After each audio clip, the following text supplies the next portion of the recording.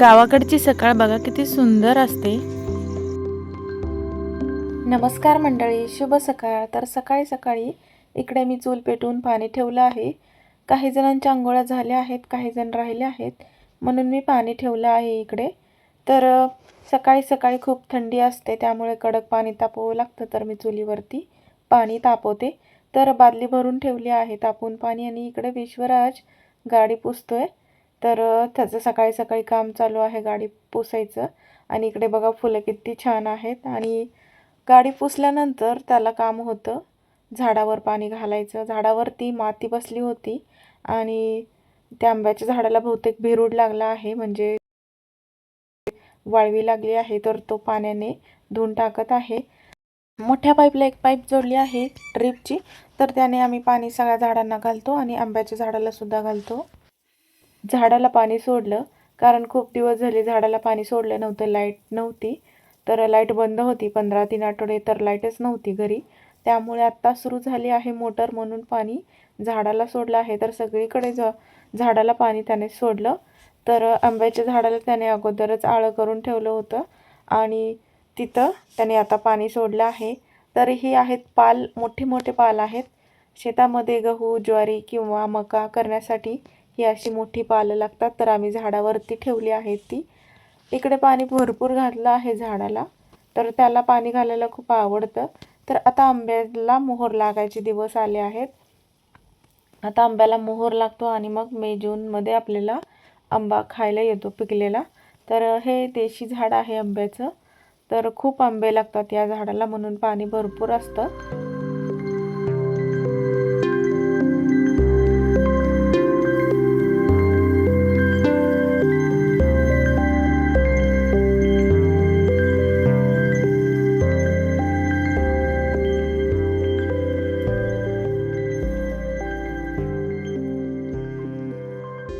आणि इकडे बघा नाश्त्याला मी आता बनवला आहे शिरा।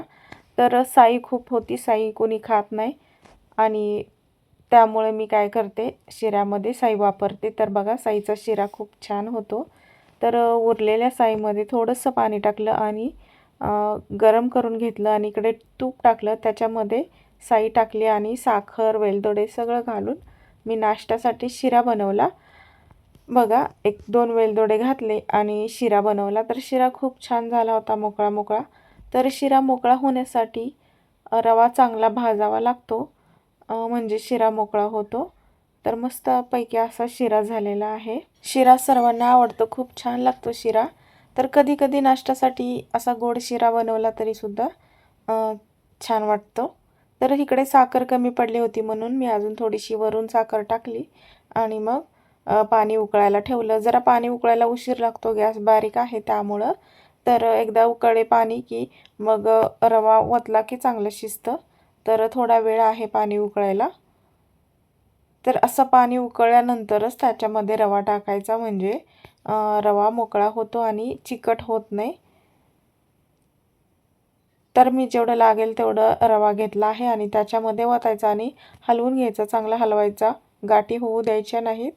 आणि मी गाठी होऊ नाही दिल्या। तुम्हाला एका छोट्याशा व्हिडिओमध्ये मी दाखवलेलं आहे की रवा कसा टिकवायचा आणि कसा त्याचा वापर करायचा। तर रवा भाजून ठेवल्यानंतर त्याचा असा वापर होतो, पटकन आपल्याला कोणताही पदार्थ करता येतो रव्यापासून। उपीट, शिरा आणि खीर असं काहीही करू शकतो आपण। तर बघा माझा रवा पटकन झाला आहे, कारण रवा भाजला की कधीही करता येतो, एकदम सोपं पडतं। तर बघा साई घातलेला शिरा कसा झाला आहे हे नक्की मला कमेंट करून सांगा। तर सगळं चपातीसाठी कणिक मळून घेतली आहे आणि पोळपट बेलणं हे जवळच घेतलं आहे। नाश्ता झाल्यानंतर पटकन स्वयंपाक केला की दुसऱ्या कामाला आपल्याला वेळ मिळतो आणि लवकर कामं पटकन होतात, म्हणून एका पाठीमागं एक मी कामं करून घेते। शिरा झाल्यानंतर इकडे विश्वराजला शेंगदाणे फोडायला लावले। तर विकत आणलेले शेंगदाण्याला कीड लागते, जाळी लागते, म्हणून मी असं पाटीमध्ये ओतून वाळायला घालते। वाळायला घातलं की मग त्याला काय होत नाही, 1-1.5 महिना। तर असं ओतलं आणि उन्हामध्ये ठेवलं। तर हे सगळं किराणा भरला की कोणतं वाळवायचं आहे, कोणतं वाळवून भरून ठेवायचं हे लक्ष देऊन ठेवावं लागतं। तर शेंगदाण्याला खूप लवकर कीड लागते, म्हणून मी सर्व वाळायला घातलं. तर इकडे विश्वराजने पॅकिंग सर्व फोडलं आणि पाटी भरून ठेवली, पण वाळवायला बाहेर घालावं लागतं. तर बघा हे शेंगदाणे वेगळे आहेत आणि हे शेंगदाणे वेगळे आहेत, म्हणून वेगळे वेगळे वाळवायला घालायचे आहेत, मिक्स केले नाहीत. तर अशी कामं चालू असतात गावाकडे. तर गावाकडे सकाळी सकाळी तर खूप घाई असते कामाची आणि लाईट नसते आणि पाणी ठेवावं लागतं चुलीवरती, चूल पेटवून पाणी ठेवावं लागतं आणि थंडीचे दिवस असल्यामुळे खूपच बाहेर थंडी वाजते.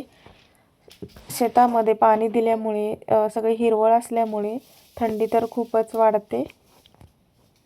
तर इकडे विश्वराजने तिथल्या तिथंच उन्हाला सरकावून ठेवलं आहे, पण ते मला बाहेर ठेवायचं आहे. तर इकडे चवळी मी भिजू घातली होती, याला आळसुंदासुद्धा म्हणतात. तर ही भिजायला घातली होती, याची सुकी भाजी मी बनवणार आहे. तर तुम्ही व्हिडिओ संपूर्ण बघा, तुम्हाला व्हिडिओमध्ये मी याची भाजी कशी बनवली हे तुम्हाला सांगते. तर हे रात्री भिजायला घातलं होतं आणि आता कांदा टोमॅटो हे घालून मी त्याची सुकी भाजी बनवणार आहे. तर नुसतं भाजी बनवली तर त्याला काय टेस्ट येत नाही, म्हणून कांदा टोमॅटो घालायचं म्हणजे छान अशी भाजी होते. तेल टाकलं, याच्यामध्ये जिरी मोहरीची फोडणी दिली, कांदा टोमॅटो चिरून टाकलं आणि काळा मसाला घातला आणि त्याच्यामध्ये मी चवळी टाकली आहे. चवळी छान अशी परतून घ्यायची, चांगली परतून घ्यायची उशीरपर्यंत आणि नंतर मग थोडंसं पाणी टाकून ताट झाकून ठेवायचं. ती मऊ शिजली पाहिजे, मऊ शिजली तर त्याला चांगली चव येते. तर मी सगळी चवळी त्याच्यामध्ये टाकली आणि तेलामध्ये हलवून घेतली. तर नुसती तेलामध्ये मी टाकली आहे आणि नंतर मग झाकून ठेवायचं आणि पाणी ओतायचं. तर याच्यामध्ये कोथिंबीरसुद्धा छान लागते, पण कोथिंबीर काही संपलेली होती, त्यामुळे मी कोथिंबीर नाही घातली. तर असंच मी पूर्ण शिजवून घेतलं, कढईमध्ये मी शिजवून घेतलं आणि नंतर मग चपाती आणि दुसरी कोणती वांग्याची भाजी बनवली होती.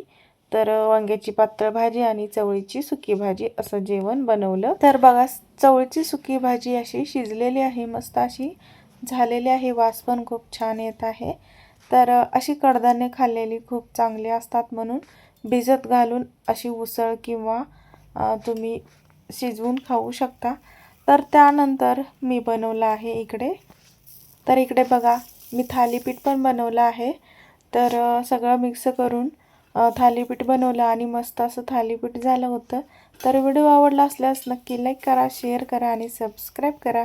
चला आता भेटूया पुढच्या व्हिडिओमध्ये. तोपर्यंत बाय बाय.